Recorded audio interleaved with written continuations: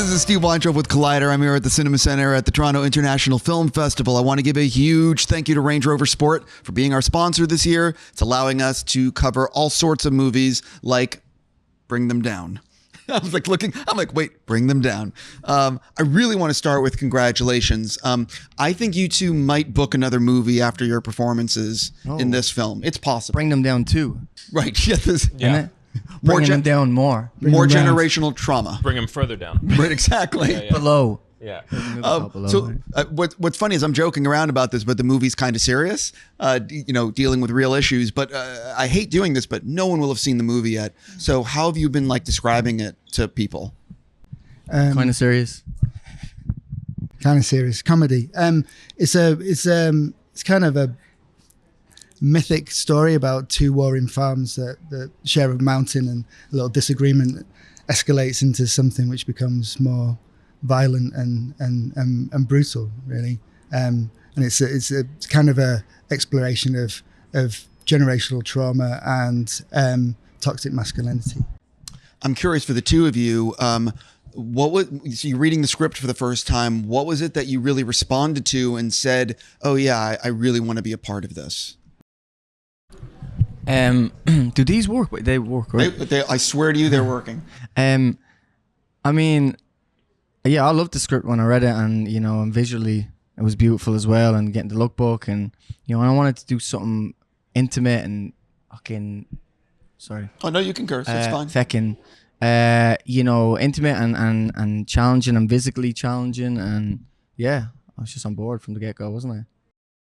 Yeah, I mean, Chris is such a good writer that, it's geographically it's sort of like pastoral, but it has like this almost like mafia-esque, theme to it that I was sort of drawn to in the very micro universe that is like these, these two sheep farming families, So it's like, it has like Godfather-esque themes, but in just with a load of sheep. Yeah. Well, one of the things is that Dogfather. what I really appreciated is how minimal the dialogue can be at times, where people are saying so much by saying so little. And so talk a little bit about, and then you're also speaking in a completely different language. A lovely language, Irish, Gaelic. Right. So talk two things. One, about keeping the dialogue minimal, and two, about the challenges of speaking in a tongue that you're not used to. I mean, I feel like, you can say so much with so little, and I feel like, that's kind of how I write. I don't like to speak too much. I don't speak that much myself, and it's like, and I think you can convey so much through actions, and cinema is a medium of image, and these guys are like incredible physical performers. They just carry stuff, so you just don't need them to be saying stuff and it's all about what they're carrying inside as well, about the fact that they have such issues about communication. It's about male masculinity and not being able to communicate, and our inability as like half of a species of having a problem with communication and the effect of that has on us. Yeah, I mean, for me, obviously, it's, speaking Irish was like, I was going to be a challenge, and but one that I was excited to sort of take on. But more than that, just I don't know. I just love this story, and getting to work with Chris, getting to work with Barry finally, and it was a joy. Yeah. What was the question? I don't know. Yeah. Am I supposed to remember these things? I'm joking. About performing without using much dialogue. Oh, well, yeah. That's always my favorite, is to perform without dialogue. And if you can say it, without dialogue, and you can get your point across, and don't have to learn them lines. Don't have to learn them lines. Yeah. But it is like, and it kind of represents the animals in the movie as well. It's quite animalistic, the performances, and it's again, that's my favorite way to work is that. So when I read it, yeah, I was on board. Well, I'm curious, this is your first feature, so what is it like? What was it like for you? What were some of the things that you sort of didn't plan for when you were filming that came up, and you're like, oh, you know what I mean? or did you have it all figured out? I mean, you prepare for any sort of opportunity or any disaster, but it's just about being. I just try to go in it and be as sort of zen and flexible as you could be, because you've got the weather, you've got animals, you've got so many different moving components and a very small budget. So there wasn't any. We were pretty blessed. I think the thing that I was most concerned about was weather, but we had like an amazing. We had no rain. It was just that this kind of. It was cold, but it was constant. So it meant that we could, we had this constant light, so we didn't have to worry about waiting for cloud. And when you're shooting with so little time, it meant that you could keep moving and you could add a pace and a rhythm to what you're shooting.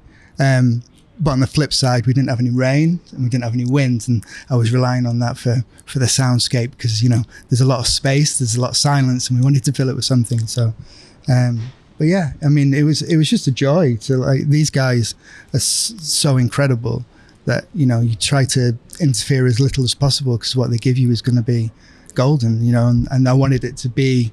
We'd done all the prep, we had the script, we talked about it. And it's just about letting them be and letting them own the characters and letting them see, where they take it and walk through that world and that story. I'm a huge fan of Colm Meaney, and you share some fantastic scenes with him. You have some scenes with him. Talk a little bit, just because of me, like I'm just a fan. No, Colm's a legend. I mean, he. Right? I mean, especially like he's also, when. I like actors that are been around and just know the deal, and can turn in good performance. But we're all there to enjoy our time also and have fun. And so it's fun. It's great doing scenes with them. But then I also just love hanging out with them when we're not shooting. And so love Colm. Yeah, I mean, Colm's up there. Him, Brendan, and there's a lot of great Irish actors of the veterans, and so getting to do something with him was it was amazing. But even offset, he's good company and good crack, and you can watch him all day and you learn a lot from him as well. So I'm a big fan of the way of both of your work on screen, and I'm just curious, for a role like this, you're going to start filming on Monday. Can you talk a little bit about where your head's at before the shoot? Like, where are you really like trying to, you know what I mean, getting ready for the performance? Like, are you a month out, like really learning lines? Like, how are you figuring things out and how you want to play scenes? Ireland quite early, right? I forgot when I got there a bit early, but I mean, for me, mostly it was just learning the Irish language stuff, so I spent a long time doing that with Patter, who was like the dialect and language, coach. So, I mean, it was really just technical for a while.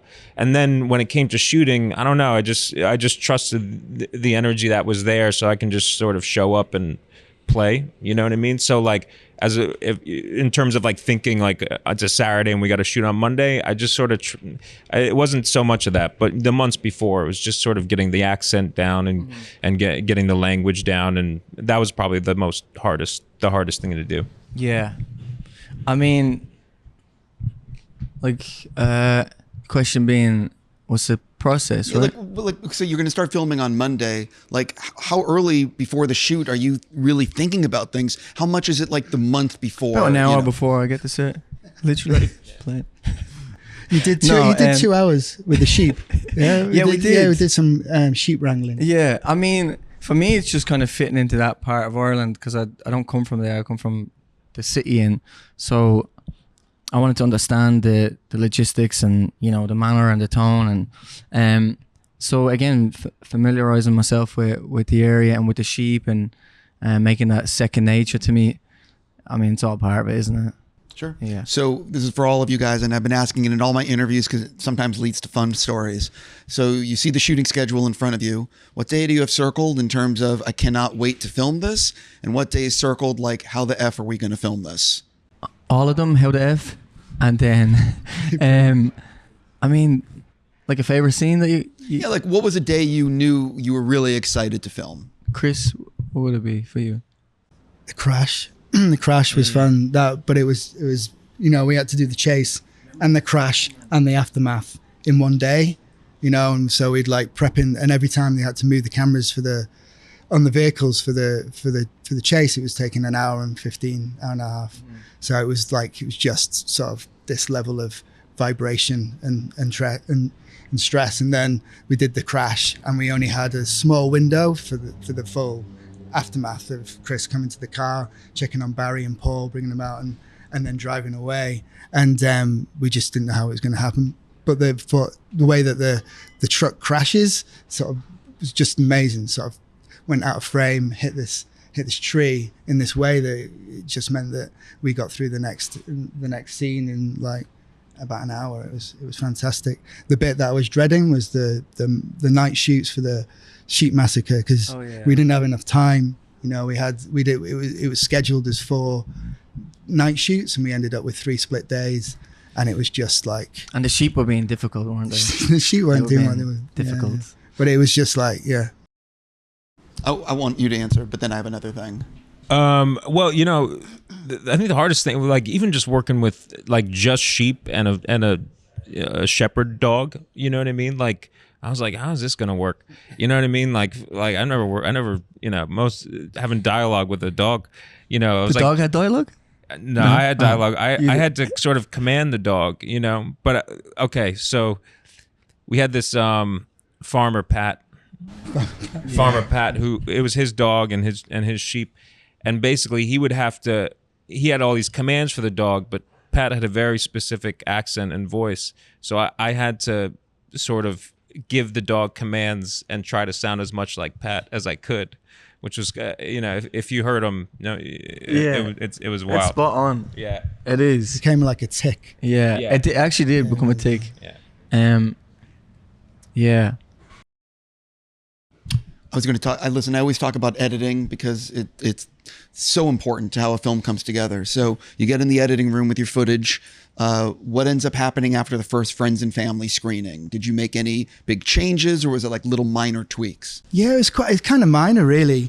The opening sequence is the bit that's changed the most from the script, and and I think that it, looking at it, you kind of, wonder why it's not quite worked when it's translated from the page into the screen. But people seem to respond to it in a really like visceral way. And I think it sets the film up in a really beautiful way now. And otherwise it was just about trying to make it as taut and as lean as possible and keep this momentum going through. So like for me, the hardest bit was there was more of Barry and Aaron. And there was so much of it which was really funny, but it kind of like slowed the pace down. So we just lost a few of those bits, and those are the bits that I kind of miss the most, that we had to lose. But it was just about so funny, eh? Oh, he's hilarious. He's amazing. So it was, but it translated really well. And the major worry was about the structure of the film, about whether it would play in the way that it was structured on the page, and. So that was the first sort of real anxiety of like whether it hung together and people would respond to it visually as they did on the page, and they did. So it kind of made our life a lot easier. So I want to be delicate how I say this. I don't want to give away too much of the movie, but there's stuff that happens to animals in the film. Yes. And so how much was anyone saying to you, like, it would be better if you find another thing than this? You know what I mean? Because it's hard as an audience member to see certain things. And so I'm just curious, what's that like behind the scenes? Yeah, I mean, it's brutal, but it's meant to be. We're talking, this film acts as an allegory for war. Once you started a war, what does it take to finish a war? And in war, as we see at the moment in the world, there's like casualties, and they're usually people that are nothing to do with what, it's not soldiers, it's just people. So that's what we're kind of presenting with the idea of the sheep.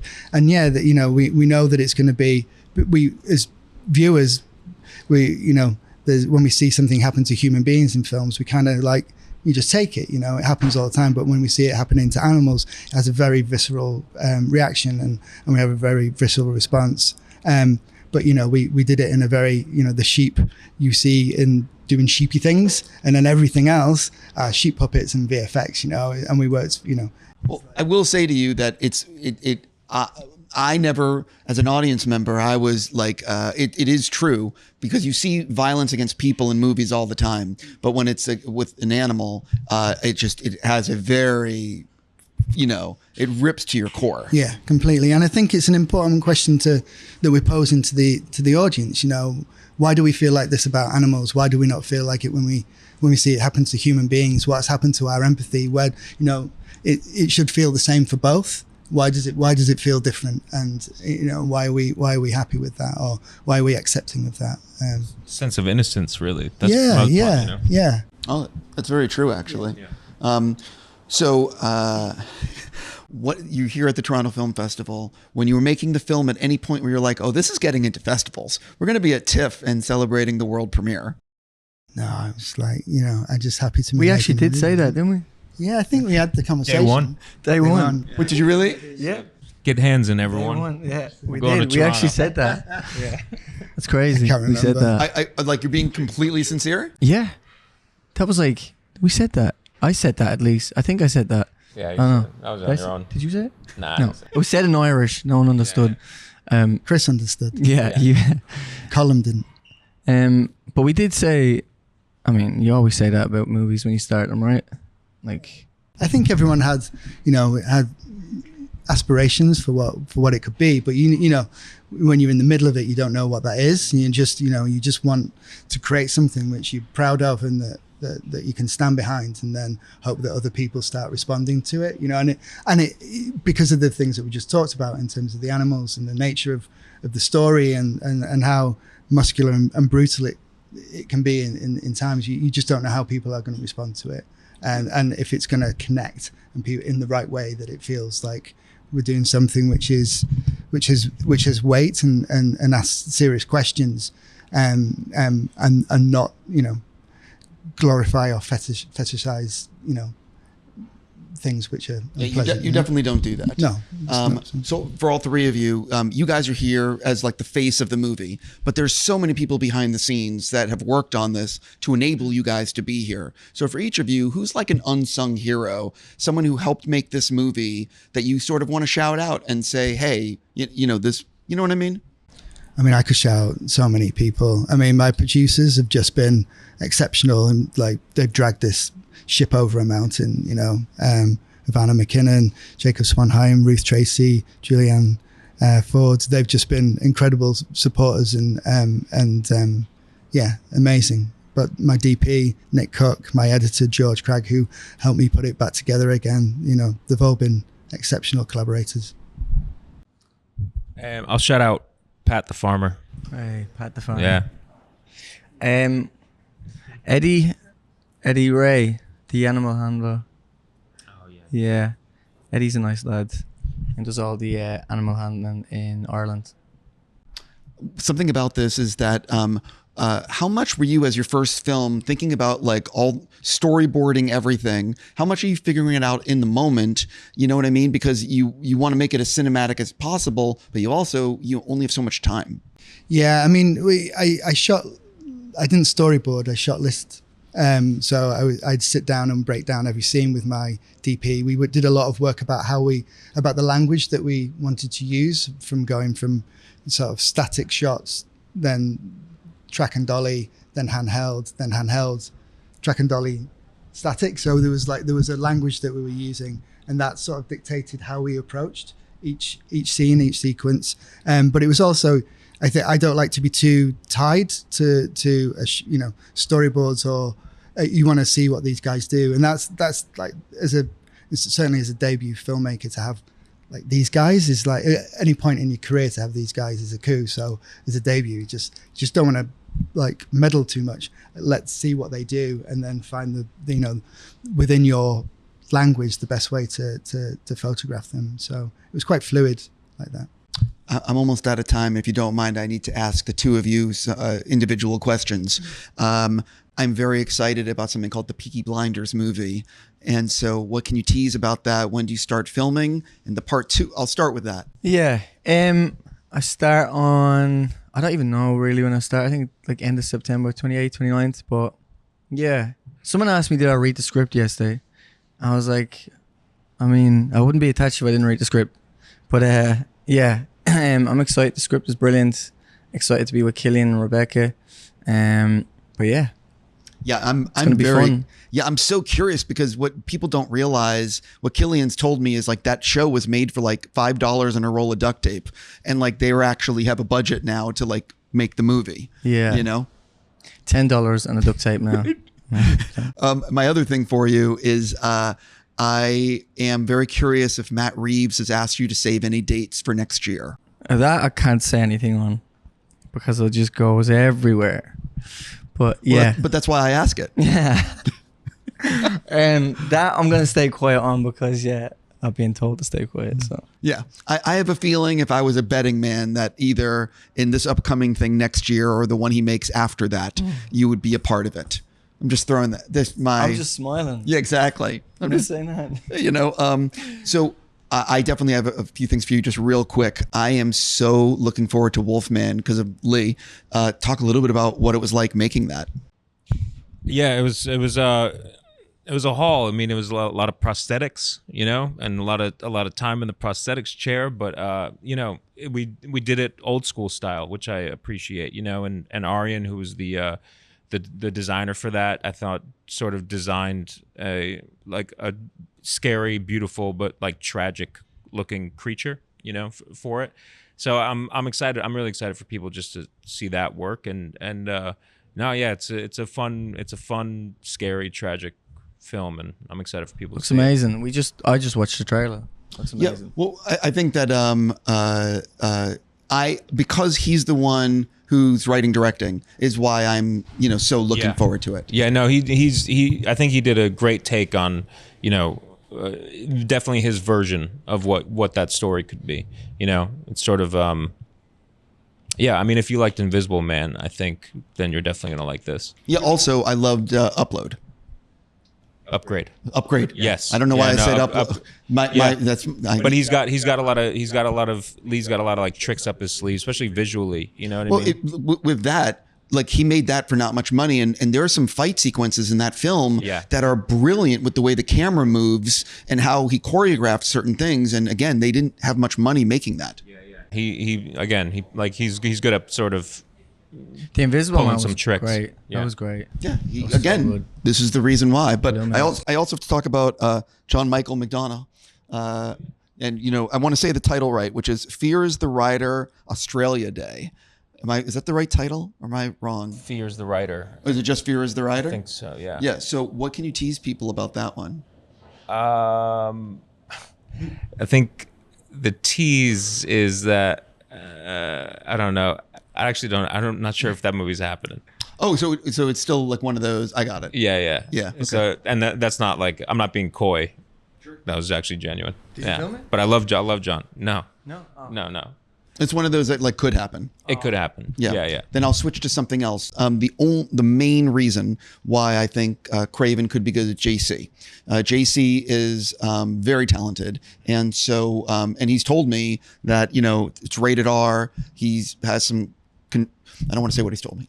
I'll just say that it's what can you tease people about it and why people should be excited for it? Yeah, no, I mean I worked with JC years ago, so he's become a buddy, and he's a big reason why I did that film, and I think he did did something really cool with it. There's it's definitely a superhero film, but it's got there's something very raw and real about it, and like I think which makes it sort of more believable. You know what I mean? Like it's not like loads of people like flying through the air and shit. It's like there's something like graphic about it, and no, I think it's great. Also, Aaron Taylor is he's an okay actor. Right. He's great. He puts in some effort. Yeah. You know what I mean? So my last question for you: you clearly know what you're doing behind the camera, and people are really going to respond to this one. Are you already writing other scripts? What are you thinking about? Yeah, I've got a couple of things that I'm starting to work on. It's an erotic horror set in Manchester. Erotic horror. Yeah, interested. What's that about? I'm very curious. Yeah. You know, but listen, I got to stop there. And what I'm looking forward to is talking more in depth about the film and specifics. It's just very hard when no one has seen it. You know what I Yeah, mean? I haven't seen it. I'm seeing it tonight.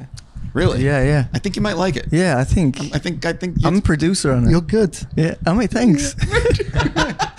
you might book another movie. Oh, thank you. You know, but for real, thank you all so much for coming in today. And You're a legend. Very kind of you, and I really, really hope you have a fantastic TIFF. Thank you. Thank you so much. Legend. Appreciate it. Cool. Thank you so much.